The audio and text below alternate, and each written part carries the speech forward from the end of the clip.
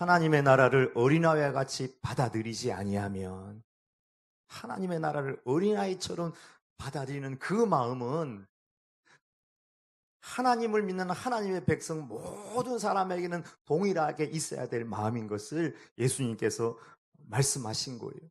아이들은 다 그냥 믿어요. 여러분들은 산타 할아버지 잘 안 믿잖아요. 우리는 산타 할아버지가 어디 있어요? 여러분 산타 할아버지 있습니까?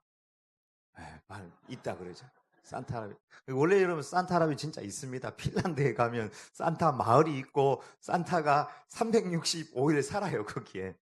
근데 우리 집에 오는 산타는 그 산타는 아니에요. 그 산타는 아닌데 아이들이 믿기 때문에 그 산타가 왔다 가는 거예요. 아이들이 믿기 때문에. 우리 애들 어릴 때 키울 때 밤에 이야기해 줄 때 막 잠재우려고 밖에 호랑이 왔다. 호랑이. 떠들면 안 돼. 호랑이 왔어. 그러면은 밖에 호랑이 온 줄 알고 아빠 호랑이 왔어. 막 이러면서 제 부모를 막 파고들어요. 애들은 이야기해주면 그대로 믿는 거예요. 그 어린아이와 같이 하나님의 나라를 받아들이지 아니하면 결단코 그 마음은 어른이 되어도 우리는 그 믿음의 마음, 어린아이 마음을 회복해야 된다. 두 번째는 어린아이는 부모님을 그냥 100% 의지하고 신뢰해요. 엄마가 뛰라 그러면 뛰고 침대에서 이리 와 아빠한테 뛰라 그러면 그냥 자기 몸을 날려요. 6.25 전쟁이 막 터져가지고 비행기가 막 총 막 쏘고 그래도 애기들은 엄마 등 옆에가지고요. 비행기가 나라고 대포 소리가 나고 총 소리가 나도 엄마 등 뒤에서 잠을 잘 수 있는 게 어린아이. 근데 아무리 좋은 게 있고 막 바하 음악이 틀어지고 산의 진미가 쌓여 있어도 엄마 없고 아빠 없으면 막 울어요. 엄마 아빠 어디 갔어? 어린아이. 어린아이처럼 하나님의 나라를 그렇게 순수하게 믿고 주님을 그렇게 신뢰하는 그 마음이 없으면 결단코 거기에 들어갈 수가 없다. 여러분, 우리 안에 이 어린아이의 마음이 회복되길 주님의 이름으로 축복합니다. 우리도 하나님 입장에서 보면 다 이런 어린아이들과 똑같은 거예요. 우리 옆 사람에게 한번 인사하십시다. 나는 옛주님의 어린이.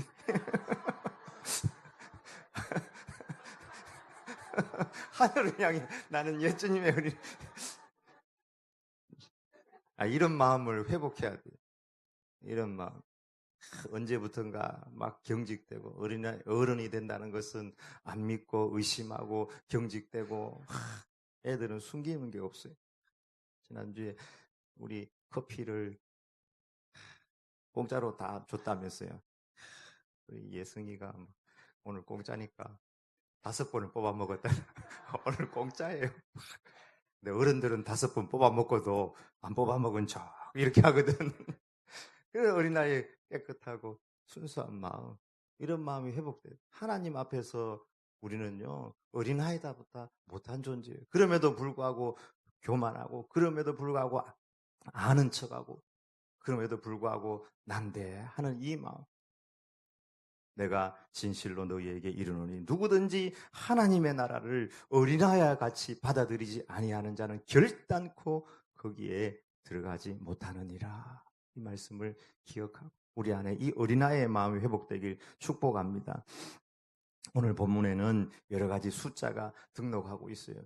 기록되어 있습니다. 먼저 사울의 나이가 40이고 그가 통치한 지 이제 2년 되었어요. 그 앞에 보면은 우리가 좀 절기설교가 2번 지나가서 그런데 암몬의 나하스를 무찌르고 이제 그 백성들이 다 흩어지고 사울에게 있었던 사람들은 3천이라는 숫자가 남아있어요. 그 3천 중에 자기가 2천을 데리고 베델과 믹마스 지역으로, 그러니까 그 유대로 치면 한 중부 지역 정도로 가요. 그리고 자기 아들은 이제 그 요나단에게 1000명의 숫자를 줘가지고 기부하러 이렇게 가게 합니다. 근데 요나단이 1000명의 근위대를 데리고 갔는데 이게 마음에 용기가 생겼는지 블레셋 수비대, 국경에 있는 블레셋 수비대를 공격을 해버렸어요. 먼저 쳐버린 겁니다. 그러니까 블레셋이 화가 나가지고 엄청난 숫자를 데리고 오는데 병거가 3만 명, 마병이 6천 명.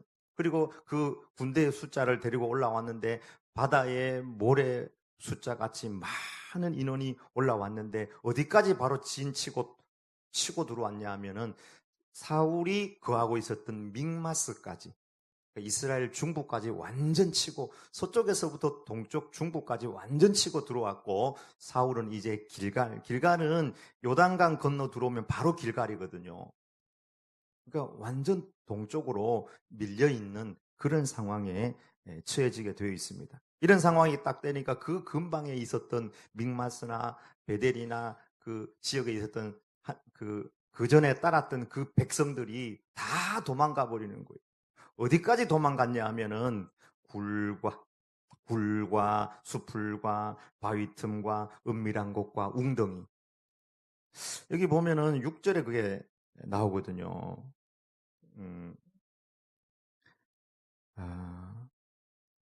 이스라엘 사람들이 위급함을 보고 절박하여 굴과 수풀과 바위 틈과 은밀한 곳과 웅덩이. 너무 구체적으로 얘기하지 않았어요? 그냥 어디 다 짱 박히고 도망갔다 이렇게 되면 되는데, 굴로 도망가고 웅덩이로 도망가고 수풀로 도망가고 바위 틈으로 도망가고 은밀한 곳으로 도망가고, 숨을 만한 곳으로는 사울이 지내야 될 그 숫자 군대들이 다 숨어버렸다 하는 것을 상징적으로 보여주는 말이라고 할 수 있습니다. 길갈에서 사람들을 모아봤는데 별로 모이지 않았어요. 길갈은 여차하면은 블레셋 군대가 들어오면은 요단강을 건너가지고 도망갈 수 있는 그런 지역이에요. 마치 북쪽에서 우리 6.25 전쟁 때 북한군이 쳐들어왔을 때 낙동강 전선을 마지노선으로 해가지고 끝까지 전쟁을 하다가 안 되면은 제주도로 도망가야 되겠다 하는 그 지역이 길갈이라고 할 수 있습니다. 그래서 길갈에 딱 진치고 있는데, 점점 블레셋 사람들은 사기가 점점 올라가요. 사기가 1000이고 만이고 점점 올라가는데 이스라엘 백성들은 사기가 점점점 떨어져요. 왜요? 사무엘이 와가지고 뭔가 지시를 해주고 암몬의 나하스를 무찌를 때처럼 어떤 영적인 영도력을, 지도력을 펼쳐야 되는데 안 와요. 일주일이 지나. 7일이 지나면 오겠다고 했는데, 일주일 안에 오겠다고 했는데, 숫자는 7이지만 하루 하는데, 하루 갈 때마다 그를 따르는 백성들이 다 도망가고 흩어져 버리는 거예요. 그리고 저쪽 블레셋 진영은 더 사기가 충천에서 올라가고, 막 사기 지수가 막 올라가고, 여기는 사기 지수가 거의 제로에 가까운 상태가 된 것입니다. 그래서 일주일이 딱 지나자마자 사울도 참 많이 기다렸어요. 일주일 지나자마자, 일주일 안에 한 것도 아니고 일주일이 딱 지나자마자 그가 하나님 앞에 제사장이 드려야 될 그 번제와 화목제물을 가지고 오라. 그래가지고 자기가 제사를 드려서 하나님께서 뭔가 나에게 사인을 줄 거다 하고 이렇게 제사를 드렸는데, 하나님 사인은 없어요. 하나님의 은혜를 구하고자 했지만 하나님의 은혜가 임하지 않았습니다. 그렇게 예배를 끝내자 말자 희한하게도 마치 사무엘이 기다렸다는 듯이 그 7일이 지나고 예배를 끝내자마자 찾아와가지고 왕이 한 일이 이게 도대체 무엇입니까? 사울이 하는 말이, 내가 보니까 저들이 곧 치러 내려올 것 같아요. 믹마스에 있는데 우리는 길갈에 있는데 곧 치러 내려와가지고 우리가 완전히 멸절될 것 같아서 내가 하나님 앞에서 은혜를 입지 아니었기 때문에 은혜를 입기 위해서 부득불 이렇게 할 수밖에 없었습니다. 그때 사무엘이 왕이 불순종하였으므로, 하나님의 명령을 지키지 아니하였으므로 왕의 나라가 길지 못하실 겁니다 하면서 그렇게 경고를 했었고, 그때 왕과 함께 했던 사람들이 600명 가량이었다 이렇게 기록하고 있습니다. 오늘 본문에는 두 가지 소리가 들려지고 있습니다. 그 첫 번째 소리는 계산하라, 계산해보라 하는 소리입니다. 오늘 본문을 여러분이 아무리 읽어도 계산하라 하는 그 소리는 들을 수 없을 겁니다. 그러나 그럼에도 불구하고 사울은 계속하여 그 숫자에 얽매여서 계산하는 모습을 보게 됩니다. 우리는 몇 명이냐? 저쪽은 몇 명이냐? 저쪽은 병거가 3만이고 마병이 6천이고 전차가 6천 대고 신무기가 뭐가 있고 그들을 따르는 군사는 어느 정도까지고 우리 진영 어디까지 들어와 있고 우리 백성들은 수풀과 또 웅덩이와 바위 틈과 은밀한 곳과 온 숨을 만한 곳에는 다 숨어 있고 사기는 땅바닥에 떨어져 있고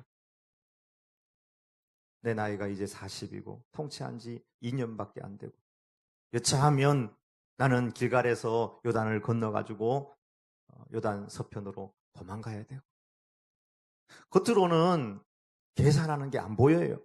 근데 자세히 읽어보면은 계산하라 계산하라 그 소리에 사울은 계속해서 계산하고 있는 모습을 보게 됩니다. 3만 6천 셀 수 없는 그 군사들 함성 소리 사기지수 자기가 뺏겨버린 믹마스와 베델 지역까지 사울은 다 계산에 들어와 있어. 그리고 자기 백성들과 함께 비교하였고 그리고 사울이 사무엘이 오래겠다는 그 7일 날까지 하루 계산하다가 7일이 끝나자마자 하나님 앞에 자기가 결코 하지 말아야 될 자기가 화목제물과 번제를 드렸다는 사실입니다. 오늘 본문의 계산하는 소리는 어디에도 없지만 이 계산하는 소리 앞에 숫자 앞에 사울은 철저히 굴복하고 있는 것을 보게 됩니다. 사울의 계산은 눈의 계산, 현실의 계산. 7일이 지나자 말자 사무엘이 와서 사울 왕이 왜 이렇게 했습니까? 왜 이렇게 했습니까? 하니까 그가 몇 가지 여러 가지 말을 하는데 그 단어들 중에 11절을 보면 내가 보았으므로 이렇게 말합니다. 내가 저 백성의 숫자나 우리가 빼앗긴 지역이나 우리가 와 있는 상황이나 이 모든 것을 보았고 저들이 이제 우리를 치려 올 것까지 내 눈으로 보고 있다는 거예요.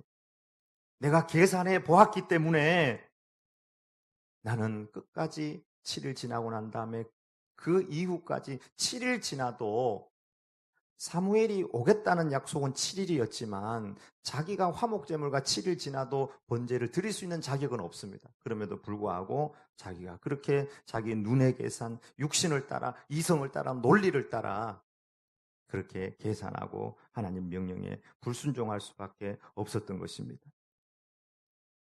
육신의 계산, 눈의 계산 이것은 우리에게 승리를 줄 것 같지만 눈으로 잘 계산하고 논리로 계산하고 이성으로 계산을 하면 우리에게 승리가 있고 행복이 있을 것 같지만 눈의 계산, 육신의 계산, 논리의 계산, 이성의 계산은 실제로는 우리에게 계산해서 남으면 교만해지고 계산해서 모자라면 두려움이 오고 조급증이 오는 것입니다. 두렵고 조급증이 와요. 옆집에 애가 있는데 4살짜리예요. 근데 한글을 다 뗐대. 한글을. 이제는 알파벳도 가르치고 막 영어도 가르치는데 물 달라고 그러는데 김미워러라고 그러는데 김미워러. 사과를 애플이라고 그러는데 애플. 우리 애는 지금 밤에 지금 아직도 오줌 싸고 있는데 내 마음속에 조급증이 들어. 옆집 애를 보니까 키가 벌써 175야. 우리 애는 보니까 아직 저 밑에.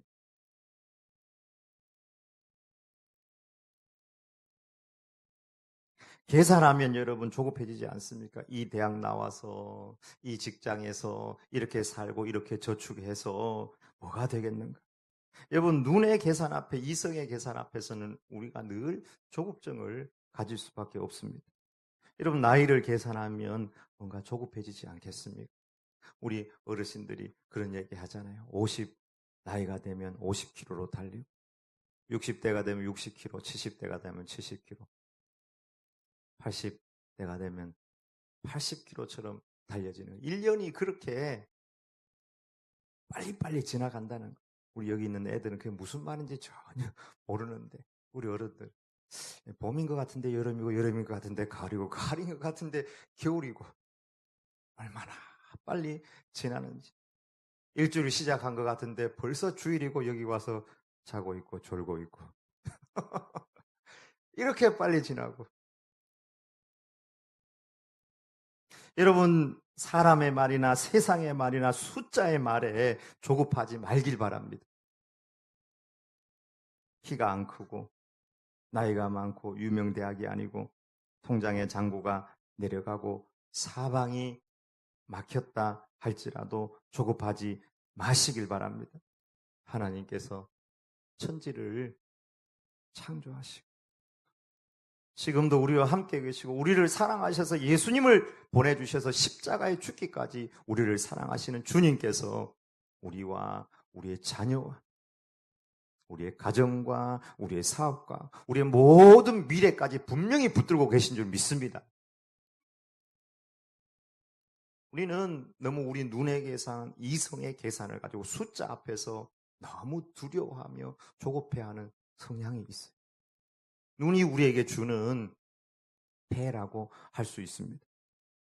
힘들고 지쳐 낭망하고 넘어져 일어날 힘 전혀 없을 때에 조용히 다가와 손잡아 주시며 나에게 말씀하시네.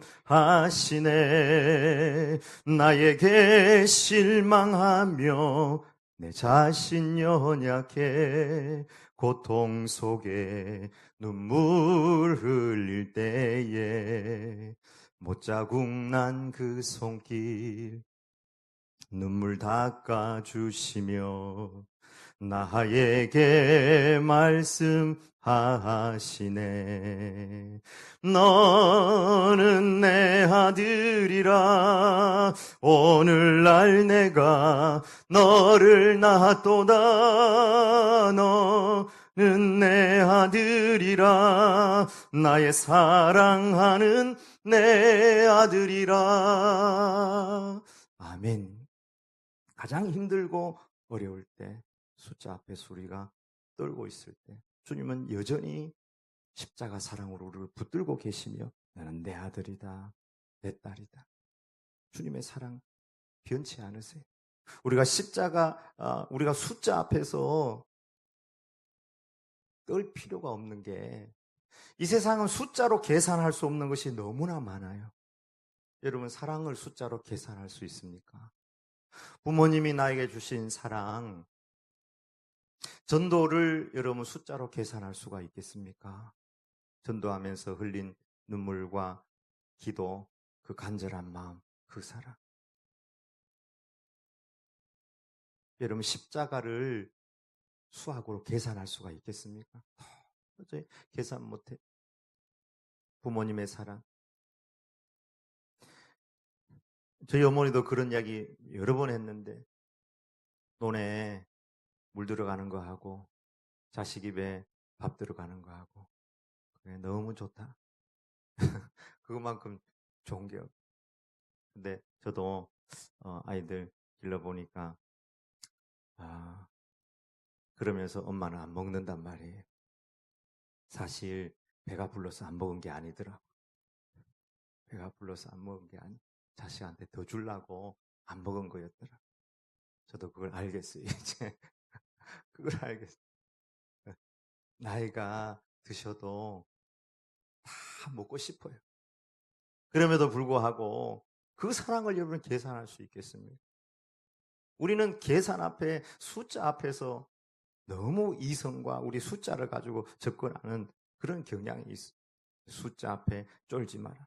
사실 인생을 계산해 보면 숫자로 답이 나오지 않는 경우가 너무 많습니다. 답이 안 나오니까 불안하고 조급하고 그러니까 하나님을 신뢰하지 못하고 인간적인 방법, 자기가 하지 말아야 될 화목제와 번제를 드리는 그런 것을 보게 됩니다. 저도 신학교 다닐 때 아차산 위에 올라가서 이제 기숙사 있으면서 저녁마다 올라가서 기도하는데 기도하고 내려오면 서울 시내를 바라보면서 나는 언제 졸업하고 언제 결혼하고 언제 임지를 가고 그때 사귀고 있었으니까 언제 결혼하자고 할까? 집도 없고 원래 절은 없고 아무것도 없는데 근데 그러니까 아차산 위에서 자꾸 기도하는 거. 그리고 동기가 결혼해가지고 자기 부모가 그래도 전셋집을 잡아줬더라고. 서울에 전셋집 잡기 힘들죠. 그래서 전셋집 잡아주고 그 집에 집들이 갔다 오는데 하나님 아버지, 친구는 자기 아버지가 다 이렇게 해주는데 나는 뭡니까? 우리 아버지는 이렇게 일찍 돌아가셨는데 막 그런 기도가 막 나왔어. 여러분, 계산하면 마음이 두렵고 조급해지는 거예요. 여러분, 두려운 마음, 조급한 마음은 하나님께서 주시는 마음이 아닙니다. 여러분, 디모데후서에 보면 말세에 여러 가지 징조가 나와요. 막 사랑이 없고 여러 가지 징조 중에 하나에 여러분 디모데후서 3장을 읽어보세요. 그 말세의 여러 가지 징조 중에 하나가 조급하며라는 단어가 나옵니다. 조급하며. 잠언에도 보면 내가 말에 조급한 사람을 보느냐 그보다 미련한 자에게 오히려 희망이 있느니라. 미련한 자의 미련은 공이 속에 집어넣어가지고 공이 여러분 알죠? 절구통 속에 집어넣어서 막 그 미련한 것을 벗기려고 막 그 공이로 막 콩콩 찍어도 미련이 안 벗겨진대. 그러나 오히려 조급한 자에게서 바라는 것보다 그 미련한 자에게서 더 바랄 것이 있다 할 정도로 조급한 것을 성경에서는 굉장히 경계하고 있습니다. 이 조급한 것은 하나님께서 주신 마음이 아닙니다. 자세히 묵상해 보면 이 조급한 것은 죄의 결과예요. 태초에 아담과 하와가 죄를 짓고 하나님이 두려워하는 마음이 생기니까 조급한 마음이 생겨요. 하나님을 멀리하고 싶고 숨고 하나님께서 찾을 때에 조급하게 도망가고 숨고 피하고 부끄럽고 이런 마음들이 죄의 결과라고 할 수 있습니다. 디모데에 보면은 하나님께서 우리에게 주신 마음은 두려워하는 마음이 아니요 오직 사랑과 능력과 절제하는 마음이 두려워서 막 조급하고 쫓기는 마음이 아니라 사랑하고 정말 능력을 주시고 절제하는 이런 마음을 하나님께서 우리에게 주셨다 말씀하고 있습니다. 세상에서 어찌 보면 가장 조급하고 급하게 살아야 될 분이 있었다면 예수님이에요. 왜냐하면 예수님에게 하나님께서 정말 이 세상을 구원할 그 사명을 주셨거든요. 근데 이 세상 예수님은 딱 33년 사셨거든요. 33년 중에 30년은 준비하신 기간이라고 할 수 있습니다. 가정사역 하시고 또 자녀로서 살고 형제로서 그리고 배우는 기간이라고 할 수 있습니다. 근데 예수님께서 사역하신 기간 딱 3년이거든요. 근데 3년 사역했는데도 예수님께서는 보면 그렇게 서두르질 않아요. 조급하질 않아요. 충분히 준비하니까 3년도 하나님 앞에서는 얼마나 정말 성령님의 역사 가운데 아름답게 사용되었는지 모릅니다. 그리고 주님은 사역을 시작하면서 계산하지 않아요. 처음부터 예수님은 계산이 안 돼요. 왜냐하면 가난한 집에 왔으니까 뭘 계산해서 뭘 하겠어요. 예수님 제자를 키워도 12제자밖에 키우지 않았고 12제자 키울 때 이 사람들 키우면서 훈련은 어떻게 하고 음식은 어디서 먹고 잠은 어디서 자고 옷은 어떻게 입고 물은 어디서 마시고 훈련 프로그램은 어떻게 되고 이런 게 전혀 없어요. 계산이 없어요. 숫자 앞에서 예수님께서 그 숫자를 보면서 계산하면서 살아간 것이 아니란 말이에요. 그런데 주님은 계산이 안 됨에도 불구하고 조금도 조급하지 않았습니다. 여러분에게 묻습니다. 여러분 답해 보시기 바랍니다. 왜 어떻게 예수님은 그렇게 조급한 사역을 해야 되는데 예수님 주변에 있는 숫자들은 너무 미미한 숫자, 돈도 뭐 어떤 시스템이나 예수님을 받쳐주는 모든 것들이 너무 연약했음에도 불구하고 그렇게 조급해하지 않았을까요? 네? 한번 대답해 보세요. 예수님은 왜 그렇게 조급해하지 않았을까요? 그만큼 하나님을 신뢰하니까. 다르게 이야기하면은 어린아이의 마음을 가지고 하나님을 신뢰하는 거예요. 어린아이처럼 100% 신뢰하는 거예요. 이 100% 주님을 신뢰하는 그 마음 가운데 하나님께서 능력을 부어주시고 역사하여 주시고 성령님께서 함께 하시고 귀신이 물러가고 하나님의 복음이 전파되는 역사. 하나님을 신뢰하는 마음. 오늘 본문 두 번째 음성이 있습니다. 그 음성이 하나님을 신뢰하라. 하나님을 바라보라. 사울 마음 저편에서 들려오는 희미한 소리가 있어요. 하나님을 바라봐라. 하나님을 신뢰해라. 한번 기억해봐라. 그 앞에 암몬의 나하스가 쳐들어왔을 때 너는 겨우 암소들 또 수소들 데리고 밭 깔고 있지 아니하였느냐. 그때 성령님께서 너에게 임했을 때 네가 온 백성을 모았고 결집시켰고 두 사람이 암몬의 나하스의 군사들을 두 사람이 한 사람도 같이 있게 하지 아니하였고 그들을 완전히 물리쳤다. 하나님을 바라보라. 하나님을 신뢰하라. 그럼에도 불구하고 사울 눈에는 현실적인 숫자가 너무 많이 보였기 때문에 그 소리가 전혀 들리지 아니하였습니다. 우리 주님은 어떤 경우에라도 염려하지 말고 숫자에 눌리지 말고 묶이지 말고 계산하지 말고 하나님을 바라봐라. 그래서 주님은 먼저 이렇게 말씀하셨죠. 들의 백합화를 보라. 백합화가 어디 갔노? 장미가 있고. 그리고 공중의 새를 보라. 수요 예배 오신 분들은 제가 이야기했는데 공중의 새가 몇 마리쯤 될 것 같아요? 전 세계에 있는 새.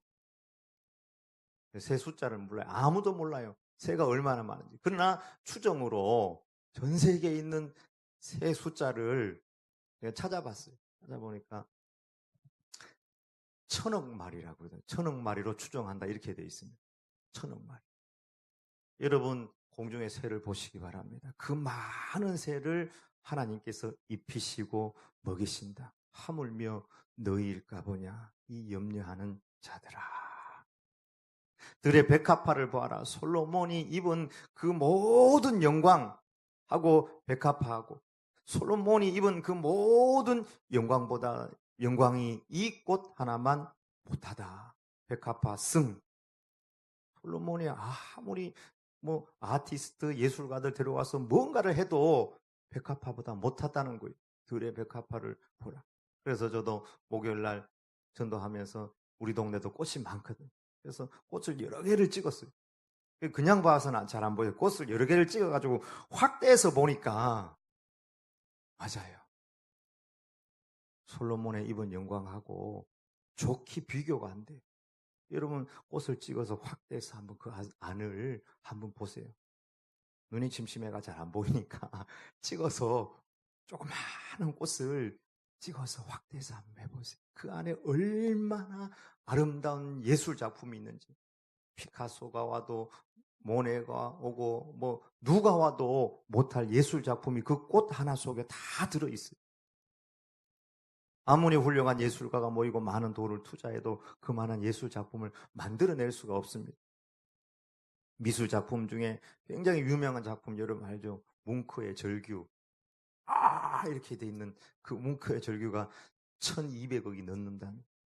근데 여러분 이 꽃을 사진을 찍어가지고 그 안을 자세히 한번 보세요. 진짜 가슴이 뭉클한 절규가 올라올 거예요. 뭉클한 절규. 이야, 이게 하나님께서 창조한 하나님께서 살아계시는구나 하는 것을 그 작은 꽃 속에서 우리는 발견할 수 있는 것입니다. 들의 백합화를 보아라. 오늘 피었다 내일 던져지는 그 들풀을 보아라. 그 모든 것을 입히시고 먹이시고 아름답게 하시는 그 하나님을 바라보라. 하나님을 바라봐라. 하나님을 신뢰하라. 사울 마음속에 저기 밑에서 그게 있는데 현실의 숫자가 나를 너무 둘러싸버려요. 하나님의 소리가 너무 안 들려. 예수님께서 한 번은 야외 집회를 했는데 그거 계산해서 한 집회도 아니에요. 보니까 그날 제자들이 대충 할인 것 같아요. 한 5,000명 왔어요. 그리고 애들도 막 그 정도 왔고 어른 여자들도 그 정도 와서 막 15,000명에서 한 2,000명 정도 왔는데 예수님께서 성령의 인도를 따라가지고 말씀을 전하니까 막 가까이 있는 사람은 열심히 듣고 저 뒤에 있는 사람들 막 졸면서 듣고 막 그러다가 시간이 많이 지났어요. 그래서 예수님 이제는 돌려보내가지고 각자 자기 음식들을 좀 해결하도록 해야 되겠습니다. 이게 바른 예수님에게 제시할 수 있는 해결 방법이었습니다. 시간도 많이 지났고 사람들도 많고 우리 은행 잔고도 없으니까 그때 주님께서 너희가 먹을 것을 주어라. 만약에 예수님께서 계산 능력이 있었다면 절대로 그 이야기 못합니다. 어떻게 먹을 걸 줘요? 식당이 없죠. 일단 두 번째 돈이 없고, 식당도 없고 돈도 없고, 예? 사람도 많고. 지금도 여러분 이 인원만 돼도 어느 식당에 바로 치고 들어가면은 우리 인원도 받을 식당이 별로 안 될걸요. 저 더 파티 정도나 우리가. 돈이 또 감당이 안 돼. 1인당 한 3만 원이 넘으니까 돈이 있어야 되죠. 식당이 있어야 되죠. 음식이 있어야 되죠. 하여튼 계산이 안 돼요. 근데 예수님께서 계산 안 하고 너희가 먹을 걸 줘라 이렇게 얘기하는데 그러니까 예수님께서 계산 안 하니까 요한복음을 보니까 빌립이 계산을 해요. 빌립이 딱 계산하는데 예수님 적게 먹더라도 한 200데나리온은 됩니다. 200데나리온이라는 돈은 1년 연봉쯤 되는 거예요. 1년 연봉. 한 3천에서 한 5천쯤, 한 3천만 원 들어가겠습니다. 딱 이렇게 얘기하는 거예요. 우리는 빌립 같은 이야기를 많이 합니다. 조금씩 받게 하더라도 200데나리온으로 부족할 겁니다. 이왕에 부족한 거 한 500데나리온 주면 배 통통 두들기면서 먹고 간식까지 다 먹을 수 있을 것 같습니다. 이렇게 이야기하면 얼마나 좋아요. 겨우 200데나리온 가지고도 적게 먹더라도 200데나리온입니다. 여러분 우리의 계산은 늘 빌립과 같아요. 계산하면서 살아도 늘 부족하고 남아도 행복하지 못하고 문제 해결도 안 되는 우리의 계산 능력. 숫자 앞에서는 우리는 늘 논리와 이성을 사용하고 있습니다. 그때 주님께서 묻습니다. 너희에게 무엇이 있느냐? 물고기 2마리, 보리떡 5개입니다. 그거는 헤아릴 수 있지. 그때 주님께서 아무것도 계산하지 않고 하나님을 바라보고 하나님을 신뢰하면서 하나님 앞에 감사 기도를 드렸습니다. 하나님 감사합니다. 언제나 우리에게 일용할 양식을 주시는 하나님 아버지, 오늘도 우리에게 일용할 양식을 주십시오. 예수님도 그 5,000명, 15,000명, 2만 명 먹일 거라 기대 안 했는지도 모르겠어요. 근데 나눠주라는 거예요. 하나님을 믿고 계산하지 않고 나눠주는데 계산이 안 될 정도로 배부르게 먹었어요. 성경에 보니까 배불리 먹고 몇 바구니가 남았냐? 12광주리. 12광주리. 한 광주리 12개가 남았으니까 제자들 하나씩 먹어라. 이렇게 해도 될 정도로. 12광주리. 제가 신학교 다닐 때 12광주리 표를 써가지고 5만 원 상품권 받았어요. 모아온 12광주리 예수님의 분리수거. 해가지고 분리수거 표를 제출해달라 그래가지고 제가 제출해서 제가 상을 받았어요. 모아온 12광주리. 우리 마음에 늘 이런 마음이 상존하지 않습니다. 숫자들이 보여요. 우리 눈에는 늘 이 세상은 다 숫자로 다 이루어져 있습니다. 계산하고 숫자. 근데 한편으로는 아니야. 하나님을 바라봐. 하나님을 신뢰해.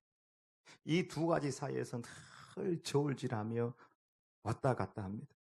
사실은 어떻게 보면 하나님께서 또 사무엘을 통해서 이 사울의 마음을 훈련하고 더 키우려고 그랬던 건 아닐까. 왜 하루 이틀 3일 4일 5일 6일 7일 지나고 제사를 드리자마자 바로 왔을까? 여러분 그 본문을 읽어보면은 그렇습니다. 사울이 이르되 번제와 화목제물을 이리로 가져오라 하여 번제를 드렸더니 번제를 드리기를 마치자 사무엘이 온지라. 마치 기다리고 있다가 온 듯이.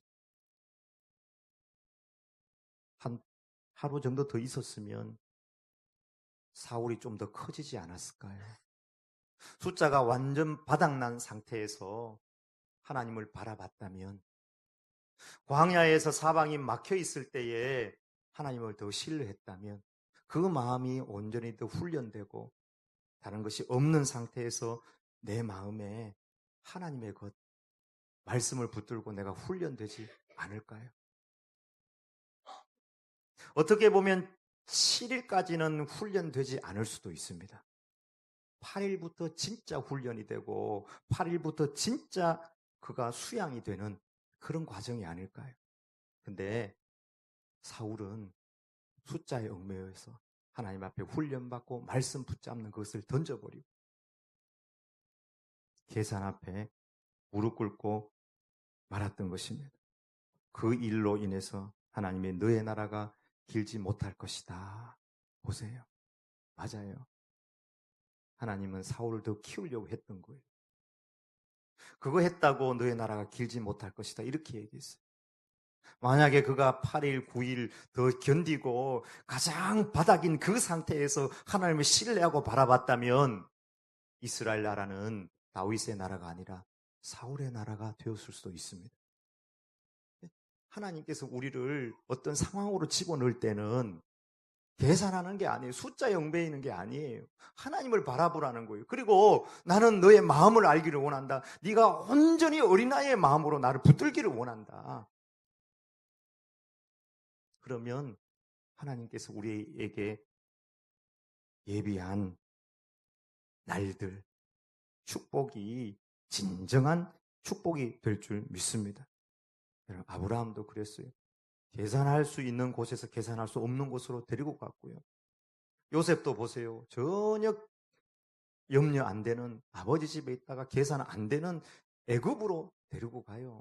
애굽에 데려가서 종으로 삼았다가 그냥 감옥에 집어넣었다가 전혀 계산이 안 돼요. 왜 그랬어요?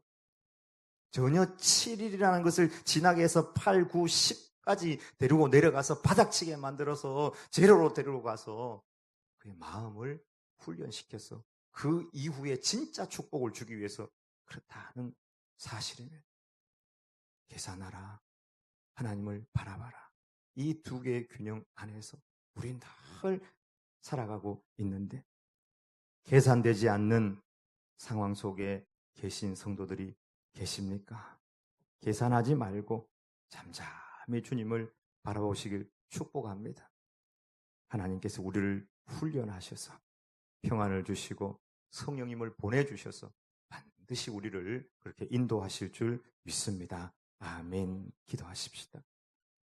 하나님 아버지, 적은 병거가 3만이고 마병이 6천이고 그를 따르는 군사들은 숫자로도 헤아릴 수 없는 많은 숫자이고 그들의 하나님 아버지 정말 그 사기는 천천이고 만만이고 하늘을 찌르듯 하고 나라는 반 이상이 빼앗겼고 나를 따르는 자 다 해봐야 600밖에 안 되는 이 상황에서 주여 7일이 지났을 때에 하나님 8일, 9일, 10일로 나아가지 못하고 하나님의 말씀을 던져버렸던 사울.